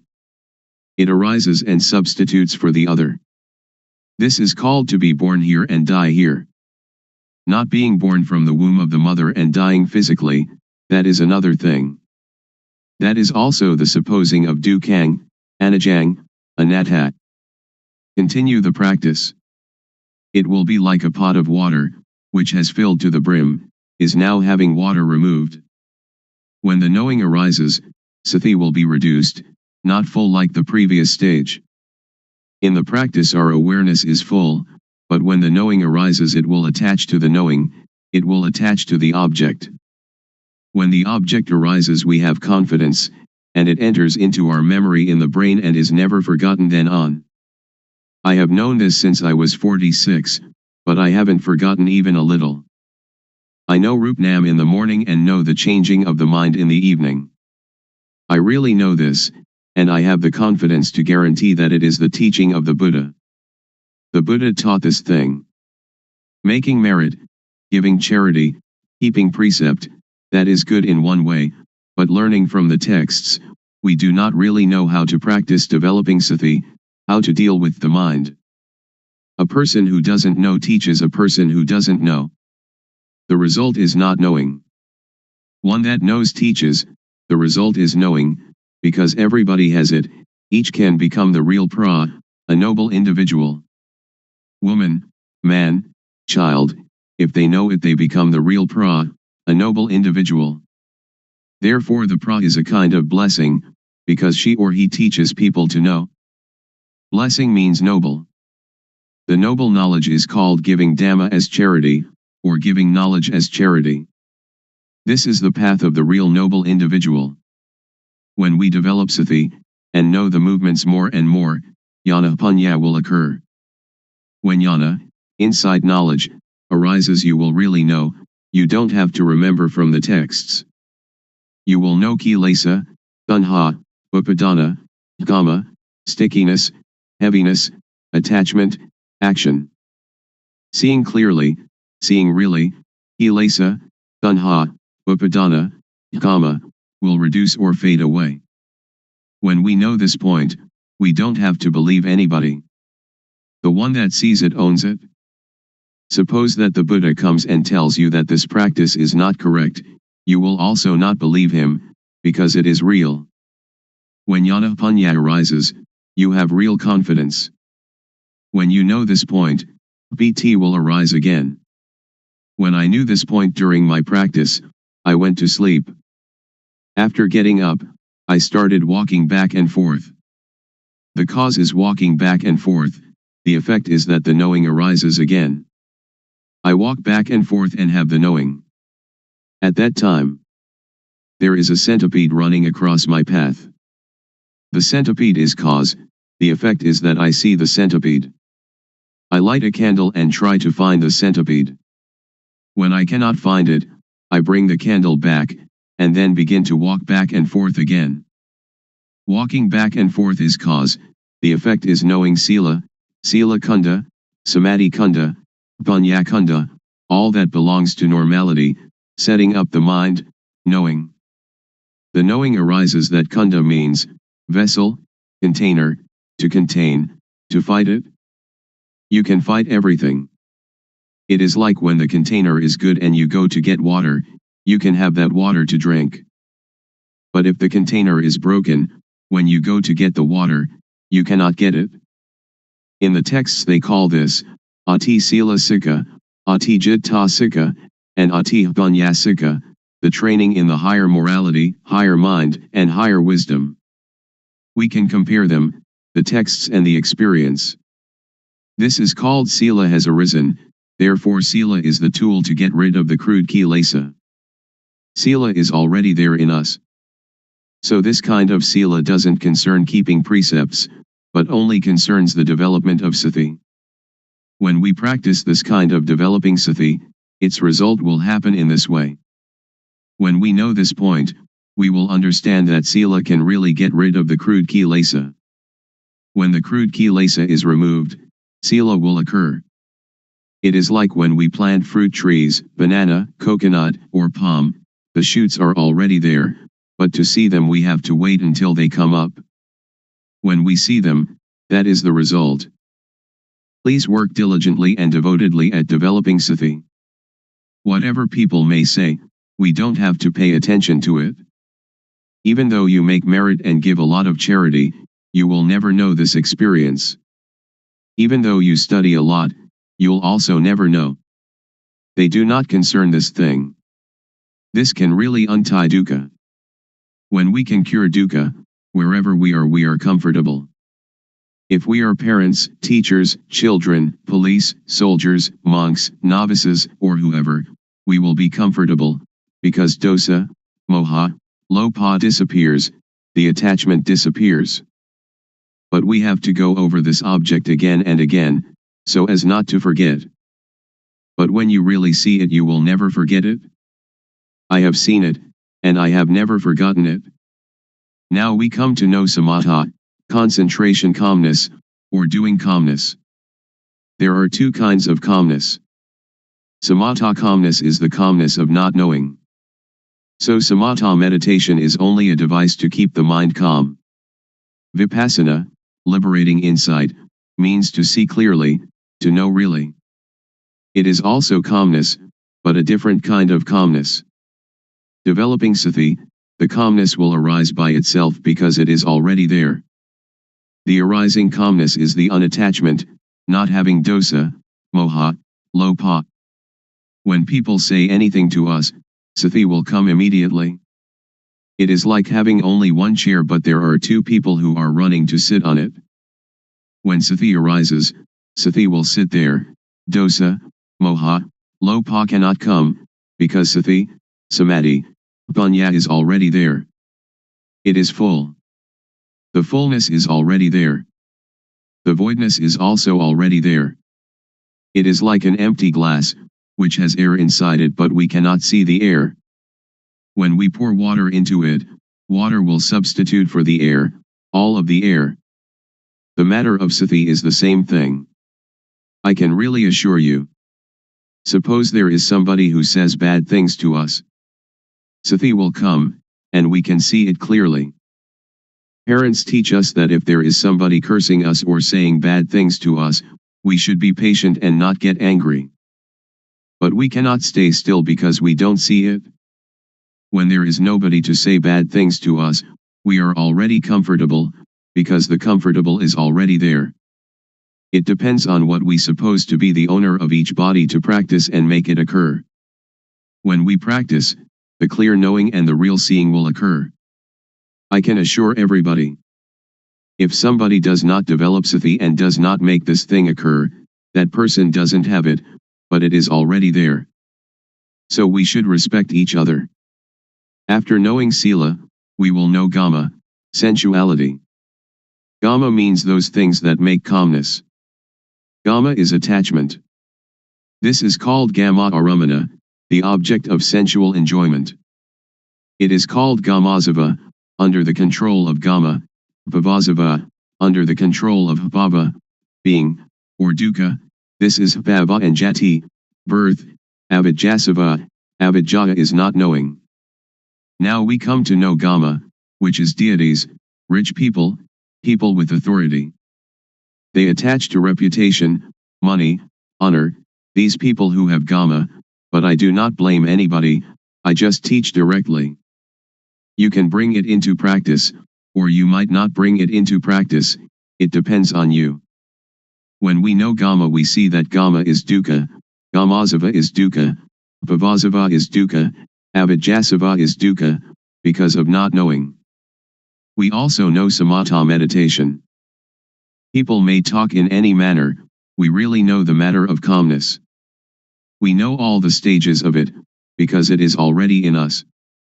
We write the overturned bowl, we open up what is covered over, that is to teach the method of practice, the method of arm movements, the method of turning the hand. This is one form of the most intensive practice. I have not taught this according to the texts. It may or may not contradict the texts, but I will talk in this way, because doing this way then you know this way. If you study from the texts, when asked about the truth, you don't know. Many of my teachers didn't know. The arm movement is cause, its result is panya arising. Cause and effect go together. After knowing this, we know about panya and hapapa. Or any bad bodily action, we know how it is hapapa, kama, harmful, benighted action, and, if there is really a hell, into which level we shall fall. Or any bad verbal action, we know how it is hapapa, kama, and, if there really is a hell, into which level we shall fall. Or any bad mental action, we know how it is hapapa, kama, and, if there really is a hell, into which level we shall fall. Or any bad bodily, verbal, and mental actions together, we know how they are hapapa, kama, and, if there really is a hell, into which level we shall fall. Or any good bodily action, we know how it is, punya kama, beneficial wise action, and if there really is a heaven or nibbana, to which level we shall go. Or any good verbal action, we know how it is punya, kama, and if there really is a heaven or nibbana, to which level we shall go. Or any good mental action, we know how it is vedana, and if there really is a heaven or nibbana, to which level we shall go. Or any good bodily, verbal, and mental actions together, we know how they are punya, kama, and if there really is a heaven or nibbana, to which level we shall go. The shaking of the knowing element is already there in everybody. the developing of sati can apply to everybody. If you don't believe it, just try it. I can guarantee that it will not take longer than 3 years and you will really know. It is like the fat, fertile grain that we plant in the field. If we practice incorrectly, it is like the empty husk. If you dig the ground, but not in the right place, then you cannot get water. If you dig into the ground in the right place, then you can really get the water. This kind of practice, if you do it correctly, you will really get the result. If you do it incorrectly, you will not get the fruit. When the occurrence happens, we know about 4 elements: earth, water, fire, and wind. They come together. When we know this, the occurrence arises. We know the end of dukkha. The end of dukkha is here. It will demolish all and everything. On this thing I do not believe anybody. When we come to the end, we will have jnana. Sila is the tool to get rid of crude kilesa. When the crude kilesa comes to an end, sila occurs. Samadhi is the tool to get rid of the median kilesa. When we know the median kilesa, then we know samadhi. Panya is the tool to get rid of the subtle kilesa. When the subtle kilesa is discarded, panya then arises. That arising panya is called jnana panya. Because it is inside us, we know it. If it is not there inside us, then we don't know it. I can assure you that everyone without exception can know it. Women, men, believers of any religion. When I was practicing this method, I was not a monk. Sometimes I wore shorts, sometimes I wore trousers. After knowing this Dhamma, I taught brothers, parents, aunts, and uncles for 3 years. They knew, but they knew little, but still they knew the real pra, knew the supposed pra, knew samyati panyati, paramutha panyati, attha panyati, and ariya panyati. The mind changes from commoner to noble individual. They say that nibbana is tadunga pahana, abandoning by substitution of opposites, vikkumbana pahana, abandoning by suppression, samacheda pahana, abandoning by destruction. Tadunga pahana is to come to know oneself thoroughly. There are 4 levels of knowledge. First, we know until the end of dukkha, but we know only a short time, it doesn't last long. Second, we know longer, like the light of a bigger lamp. Third, we know even longer, like the light of even bigger lamp. And fourth, when we know the end of dukkha, but after we know it is there all the time. It is like the full flame of the lamp, or the light of the sun, the very brightest light. There are 4 kinds of jnana. We have to really know it. This is learning and practice. Learning means moving the arms. Practice means turning the hand up and down. After learning and practicing this method, the fruit will come, and we will have no doubt, because we know all. We also know the end of dukkha. Patijjasamuppada, dependent co-arising, is just words. If we want it in our practice, we have to come to the cause, that is to practice movement, until panya arises. When panya arises, when we talk about patijjasamuppada, we know it immediately. So now we come to the conclusion. We practice developing sati, and we come to see thought, we come to see the mind. We do the practice like a boxer. Once in the ring, the boxer must box. We do it often, step by step. We do it like a ball in a field. When people do not stop kicking the ball must continue to roll. When they stop kicking it, the ball comes to rest by itself, it doesn't have to fight nor to escape. We come out of thought, come out of the cave, and we live in the brightness. We see our life mind at all times. When the mind moves, we know it. Sati panya, awareness knowing, is there immediately, like a barrier against all harm.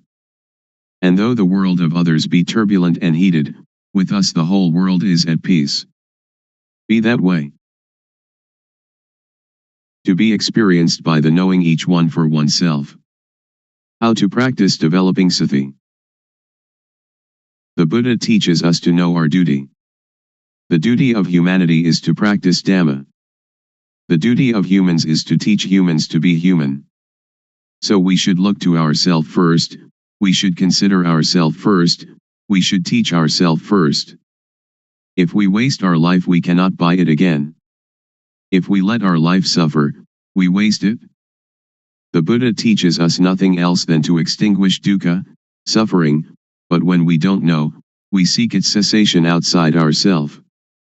But dukkha of that kind doesn't exist. The teachings of the world teachers are like all the leaves in the forest, but those leaves that can be used as medicine are few. Don't take them all, together with their roots and trunks. When it comes to the practice of gamatthana, meditation, or vipassana, insight, we should take only that which can prevent dukkha from arising, can extinguish dukkha at its source, can destroy moha, delusion. So we take only the heart. The heart of the teaching I am talking about is to have sati, awareness, to have panya, knowing, to see thought. Whenever thought arises, see it, know it, understand it. Know it in whatever manner it comes, and know how to prevent it from deluding us. Wherever we are, that is where we must practice. Nobody else can do it for us. Wherever we go, we are the one that goes. Wherever we stay, we are the one that stays. Sit, eat, drink, sleep, we alone do it. If we are a person who keeps precepts or gives charity, we can practice. And if we are somebody who never does these things, we can also practice. To help others is good, but it is good only in a worldly way. To practice developing sati, samadhi, panya, awareness, steadiness of mind, knowing, however, is good in every way. So before you teach others, you should train yourself, until you clearly and really see, know, and understand. When you really see, really know, and really are, then you can teach others comfortably. So this practice, we have to learn it ourselves, we have to teach ourselves, we have to see ourselves, we have to know ourselves, we have to understand ourselves, we have to do ourselves. So you needn't be interested in others, just do this movement practice a lot, do it as nothing special, do it without hurry, without doubt, without speculation, do it without expectation of result. Be simple, and just move, one movement at a time, and know. When you don't know, let it pass, when you know, let it pass. Sometimes you know, sometimes you don't know, so it goes, but know. When the body moves, know it. When the mind moves, know it. This practice is a 24 hours a day practice, so relax and just be natural, just be normal. Set up the mind to really practice, and practice comfortably. The method of developing sati in daily life. When we get on a bus or boat, and are seated properly, we turn the palm up, we turn the palm down, we move the hand, or stretch the hand, or run the thumb over the fingertips, and blinking eyes, breathing, swallowing saliva, and so on, be aware of these movements. This is the way to have awareness returning to ourself. When thought arises, be aware of it, and detach it. The method of developing sati when we are at home. We can sit with both legs gathered back to one side, or cross-legged, or in a chair, or we can sit with legs outstretched. We can stand or lie down doing the rhythmic practice too. When we walk Jangama, meditating while walking back and forth, a length of 8 to 12 paces will do, we must not move the arms, fold the arms across the chest, or clasp the hand behind the back. The method of practice in a sitting position is shown in the stylized illustrations that follow. First, rest the hands palms down on the thighs. Second, with awareness, turn the right hand onto its edge, then stop. Third, with awareness, raise the hand, then stop. Fourth, with awareness, lower the hand to rest on the abdomen, then stop. Fifth, With awareness, turn the left hand onto its edge, then stop. 6th. With awareness, raise the hand, then stop. 7th. With awareness, lower the hand to rest on the abdomen, then stop. 8th. With awareness, move the right hand up to rest on the chest, then stop. 9th. With awareness, move the hand out, then stop. 10th. With awareness, lower the hand to the thigh, then stop. 11th. With awareness, turn the hand down, then stop. 12th. With awareness, move the left hand up to rest on the chest, then stop. 13th. With awareness, move the hand out, then stop. 14th. With awareness, lower the hand to the thigh, then stop. 15th. With awareness, turn the hand down, then stop. And repeat this cycle of movements again and again. Good in the beginning, excellent in the middle, and miraculous in the end. The object of the practice of developing sati through the method of movement. Stage 1. Suppositional object. We must know Rup Nam, body-mind, must know Rup acting, Nam acting, must know Rup disease, Nam disease. There are two kinds of Rup disease, Nam disease. With diseases of the body, like headache, stomachache, and wounds, we have to go and see the doctor at the hospital. The disease of the mind is dosa, moha, lopa, anger, delusion, greed. For a cure we must depend upon this method of developing sati, awareness. Then we must know dukkhang, anajang, anatta, suffering, impermanence, not self, unbearable, unstable, uncontrollable. Then we must know samyati, supposition. Whatever samyati is in the world, know it to the end. Then we must know sasana, religion, we must know Buddha sasana, Buddhism. Sasana is everyone without exception. Sasana means the teaching of one that knows. Know Buddha sasana. Buddha means one that knows, one that is awake, one that is blessed with Dhamma, which is sati, samadhi, panya, awareness, setting up the mind, knowing. So we develop panya. Then we must know papa, sin, must know punya, merit. Papa is dark, stupid, not knowing how it is. Punya is clever, knowing everything. Whoever doesn't know is called somebody who still doesn't have punya. End of stage 1. There will arise an obstacle at this point, because we attach to the knowledge of Vipassana or Kilesa. Vipassana or Kilesa, defilement of insight, is when we know outside ourself endlessly. We must withdraw. We must not enter thought. Stage 2. Touchable object. Use sati to see thought. When thought arises, know it, see it, understand it, and touch it. As soon as thought arises, cut it away immediately. Do it like a cat pouncing on a rat. Or like a boxer that climbing into the ring, must box immediately.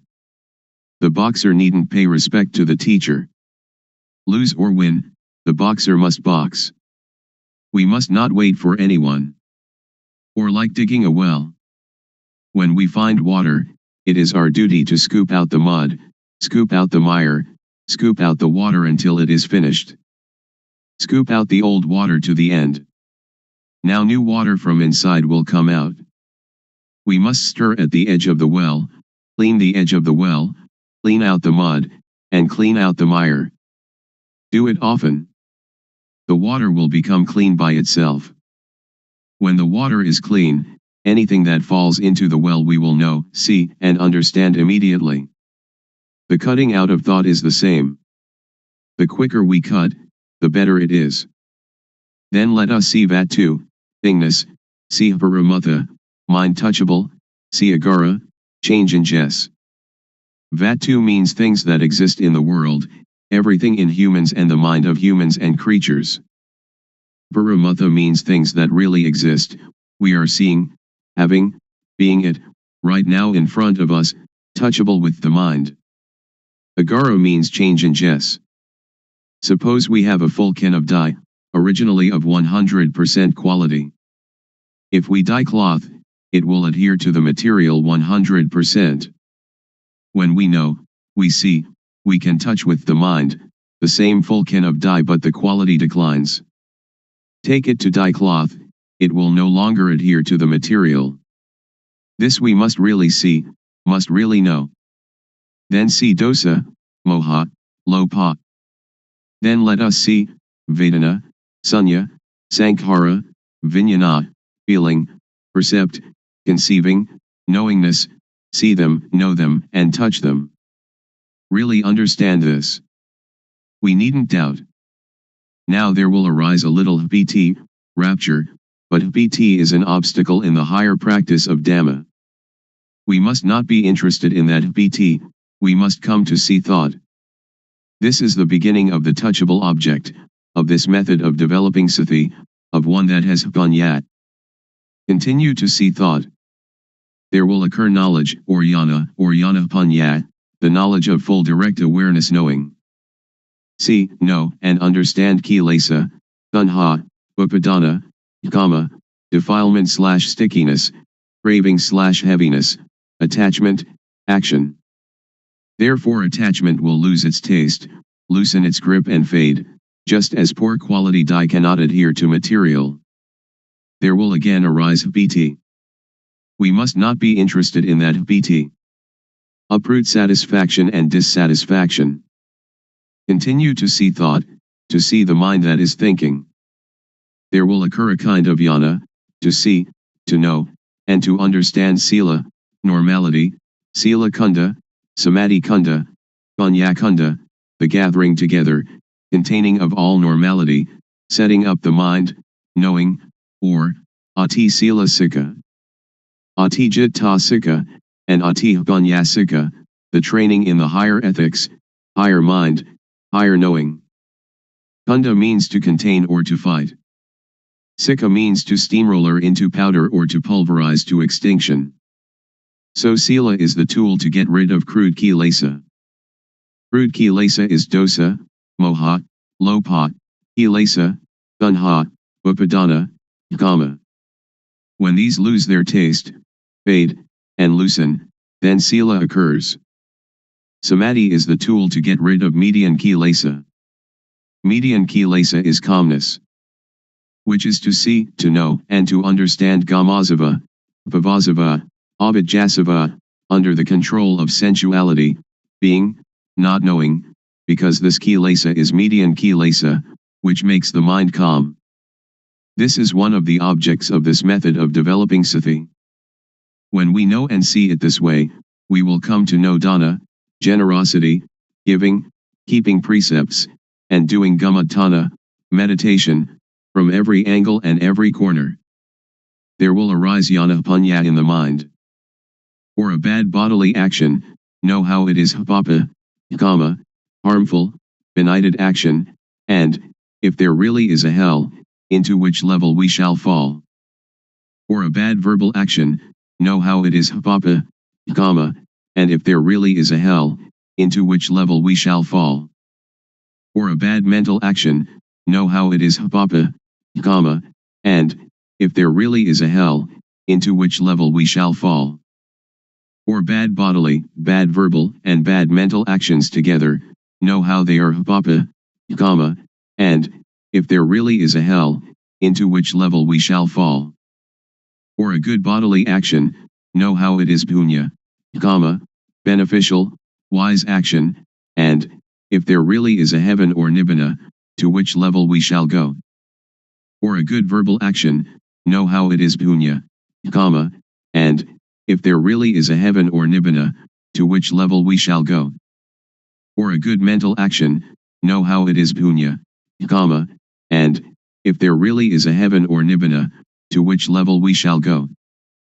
or good bodily, good verbal, and good mental actions together, know how they are punya, kama, and, if there really is a heaven or nibbana, to which level we shall go. End of the object of this method of developing sati. It will be the greatest, most wonderful unfolding, which is in the mind of everyone without exception. If we still do not know it now, when the breathing is nearly finished we most certainly must know. One that is developing sati, developing panya, as yana and knows. But somebody who doesn't develop sati doesn't develop panya, when the breathing is nearly finished it will be the same, but they will not know, because they have no yana. To clearly know and really see, not just to memorize or recognize, to know with yana panya of the real developing of sati, is to be able to assure oneself. It is said that at the end yana will arise. Be careful about abnormalities that may occur.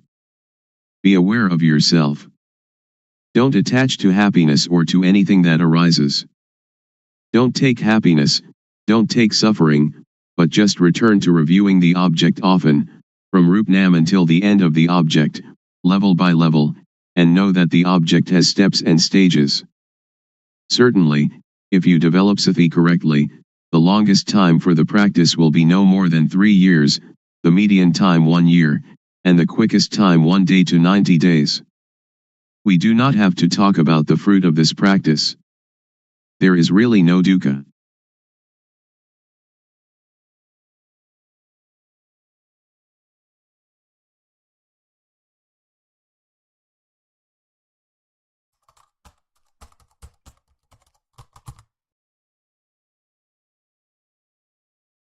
May all beings be at ease.